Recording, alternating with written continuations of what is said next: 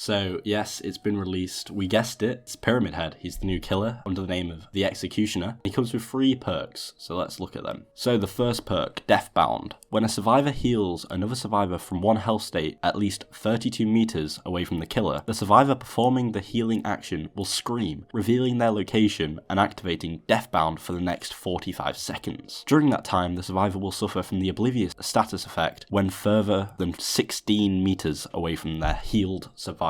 Forced Penance. Survivors who take a protection hit are inflicted with a broken status effect for 20 seconds. And the final one, Trail of Torment. After kicking a generator, you become undetectable for 15 seconds. During this time, the generator's yellow aura is revealed to survivors. This effect can only trigger once every 120 seconds. So we also need to look at Pyramid Head's power. Rites of Judgment.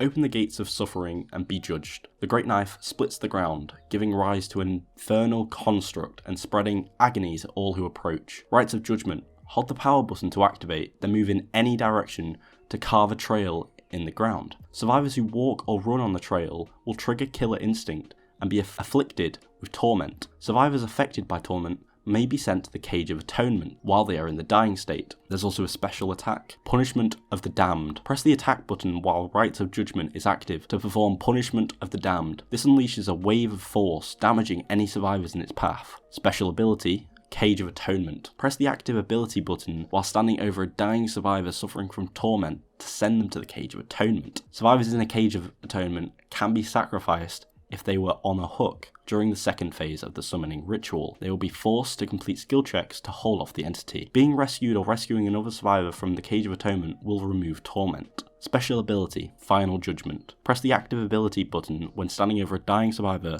from Torment who has already reached struggle phase on the hook or in a cage to execute them. So that sounds like a very strong power. Like, you can cut off areas of the map essentially with this because no one wants to be in the Torment. It doesn't state how to really get out of Torment. Once you have it, you're stuck with it and you might end up in that cage. Also, you've got a Mori ability, so you don't have to hook them for their third hook. You can just catch them and put them up. So from what I've read, that is a very strong ability, and this could be a top tier killer. So interesting perks there for the new killer. This first one, Deathbound, seems to combat people just going in for the heals, as it means that they've got to then think about, oh wait, I have to be near my buddy, essentially, to prevent this from being effective. But it doesn't seem too strong, honestly, from an outsider's perspective, but it'll be interesting to see how it's used in the trial. This next one, Forced Penance, seems like a very interesting one because a lot of the time you're playing against survivor friends, they're always jumping in front of the hook to preventing you from getting that hook. So this would be really interesting so they can't, heal if you lose them in the chase.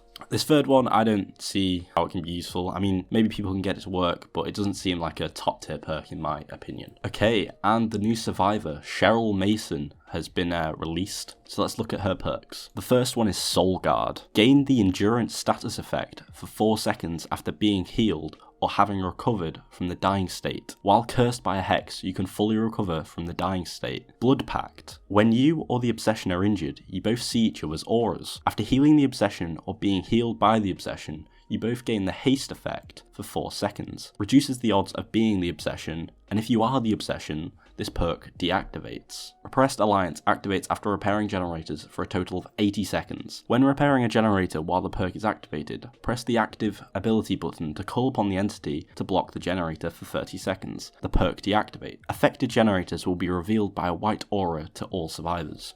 This first one seems pretty cool, honestly. A lot of killers use hexes nowadays, and this might be really interesting for survivors to potentially get out of these annoying hexes that people are using, like Haunted Ground and all that. This next one, I don't know. I mean, it'd be interesting to see the odds of being the obsession, even though it says reduces the odds, because it's a risk to take this if you are the obsession. So maybe in Survivor Friends, if you have a friend that becomes the obsession and you don't, but I wouldn't say that's a very good perk. And I don't know how this one would be good. You'd have to sit on the generators for quite some time. I think 80 seconds is 1.5 generators, maybe 2 generators. I'm not too sure on the numbers, but it's still a lot if you consider everyone else in the trial. Thank you everyone for watching. Peace.